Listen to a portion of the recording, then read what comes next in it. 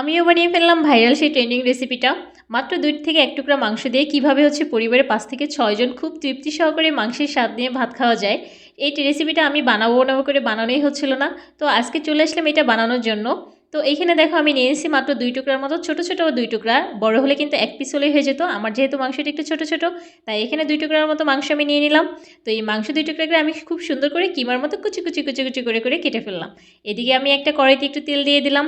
তেল দেওয়ার পরে তার ভিতর দিয়ে দিলাম এই কয়েকটা শুকনো মরিচ। এখানে তোমরা চাইলে কাঁচামরিচ ব্যবহার করতে পারো, কিন্তু আমার বাসায় কাঁচামরিচ ছিল না, তাই আমি শুকনো মরিচটাই শুধু দিলাম। দিলাম সামান্য একটি জিরা আর কয়েক টুকরা আদা আর একটা দুইটা রসুন। এইগুলো দিয়ে খুব বেশি পরিমাণে একটু পেঁয়াজটা দিবা। জানি পেঁয়াজের কেজি ১০০ টাকা, তারপরেও একটু পেঁয়াজটা ব্যবহার করার চেষ্টা করবে এখানে। তো এই যে পেঁয়াজগুলো আমি দেওয়ার পরে এখানে যে মাংসগুলো টুকরো টুকরো করে রেখেছিলাম এগুলো দিয়ে খুব সুন্দর করে এটাকে ভাজা ভাজা করব। এই রেসিপিটা কিন্তু কতদিন ধরে আমার সামনে শুধু ঘুরতেছিল, কিন্তু আমার এটা বানানোর সময়ই হচ্ছিল না।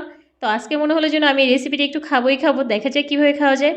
দেন আমি ওগুলো দেওয়ার পর এখানে একটু সামান্য শুকনো মরিচের গুঁড়া, একটু হলুদ গুঁড়া আর একটু লবণ এখানে দিয়ে দিলাম। তো এইগুলো দেওয়ার পরেই খুব সুন্দর করে এটাকে একটু সিদ্ধ হওয়ার জন্য সামান্য পরিমাণ পানি দিবা। অনেকে আছে শুধু তেলের উপরে ভেজে ভেজে এটা ভর্তা বানায়, তবে একটু পানি দিলে কিন্তু মাংসটা পরিপূর্ণভাবে সিদ্ধ হয়ে যাচ্ছে। তো এই যে 10 থেকে 15 মিনিটের ভিতরে কিন্তু তোমার মাংসটা ইজিলি সিদ্ধ হয়ে যাবে। তো মাংসটা সিদ্ধ হওয়ার পরে এখানে খুব সুন্দর করে এটাকে একটু ভাজা ভাজা করে উঠাবো। যেহেতু আমরা এখানে পানি দিছি, তাই পানিটাকে পুরোপুরিভাবে আমাদের শুকাই নিতে হবে। এইগুলো কিন্তু ঝাল দেখা যাচ্ছে যে অনেকগুলো ঝাল দিয়েছি, কিন্তু আসলে এগুলো একটাও ঝাল তেমন খুব বেশি একটা ঝাল হয়নি, কারণ এই মরিচটা তেমন বেশি ঝাল ছিল না, কিন্তু কালারটা খুব সুন্দর এসেছিল এটার জন্য। তো যাই হোক, এই যে দেখো আমার এগুলো কিন্তু ভাজা হয়ে গেছে। তো ভাজা হয়ে যাওয়ার পর আমি এগুলোকে খুব সুন্দর করে একটা বাটিতে তুলে নিলাম। এটা কিন্তু একদম পানি ঝরঝরভাবে তুলে নিতে হবে। এরপরে আমি এটাকে শিলনোড়ায় বেটে নেব। চাইলে তোমরা যে মিক্সারে এটা করে নিতে পারো, কিন্তু আমার কাছে কেন যেন ভর্তা আইটেমগুলো শিলনোড়াই খুব ভালো লাগে। আমি শিলনোড়ায় খুব বেশি একটা বাটতে পারি না, তবে ভর্তাগুলো আমি শিলনোড়ায় করার চেষ্টা করি সবসময়ের জন্য। তো এই যে খুব সুন্দর করে বেটে বেটে নিচ্ছিলাম। দেখো আমি একটু মাঝখানে খেয়ে দেখলাম যে আসলে কেমন টেস্ট হচ্ছে। আমার বাটা পর্যন্ত খুব অপেক্ষা করার মতো খুব ইচ্ছে করতেছিল না, তাই একটু আমি খেয়ে দেখলাম যে টেস্টটা কেমন। সত্যি বলতে আমি গালে দেওয়ার সাথে সাথেই ফিদা হয়ে গেছি যে আসলেই মাংসের টেস্ট এত ভালো লাগে। এটা একটা শুটকি মাংসের মতো ভর্তার একটা টেস্ট আসে, যে আমরা অনেক সময় শুকনো মাংস খাই সেইভাবে।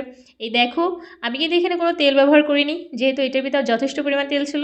চাইলে তোমরা এখানে সরিষার তেল ইউজ করতে পারতে, কিন্তু আমি এখানে সরিষার তেলও ব্যবহার করিনি। জাস্ট একটু ধনেপাতা দিয়ে এটাকে খুব সুন্দর করে মাখায় ভেজে উঠাইছি। আমার এই ২ টুকরা মাংসে কিন্তু ৬টা মতো বল হয়েছে, এত বড় বড়। আর এটা সামান্য একটু বল ডলে নিলে কিন্তু ভাত অনেকগুলো মাখা হয়ে যায়।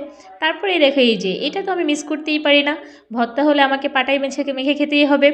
সেটা আমার আম্মাও যদি বানায় তখন আমাকে মেখে মেখে দেয়, আর আমি নিজেগুলো এই যে মেখে মেখে ভর্তা দিয়ে খাচ্ছিলাম। আমি পুরো পাটাটাই কাঁচাই কাঁচাই খাচ্ছিলাম, কারণ এই খাবারটা খেতে আমার বেশি মজা লাগে সবথেকে বেশি। তারপরে এই যে গোসল টোসল করে ফ্রেশ হয়ে আমি এই যে ভর্তা ভাত নিয়ে চলে আসলাম খেতে। দেখো দেখতে কত সুন্দর হয়েছে। অনেকে আছে নাকি কালার আসে না, আসলে একটু হলুদের গুঁড়া আর একটু মরিচ গুঁড়াটা দিলে কিন্তু এই কালারটা চলে আসে। তো যাই হোক, আজকের রেসিপিটি কিন্তু অনেক সুন্দর ছিল। যার যা ভালো লাগলে অবশ্যই তোমরা এটা বানাতে পারে, আর আমাকে একটা লাইক ফলো দিয়ে পাশে থেকো।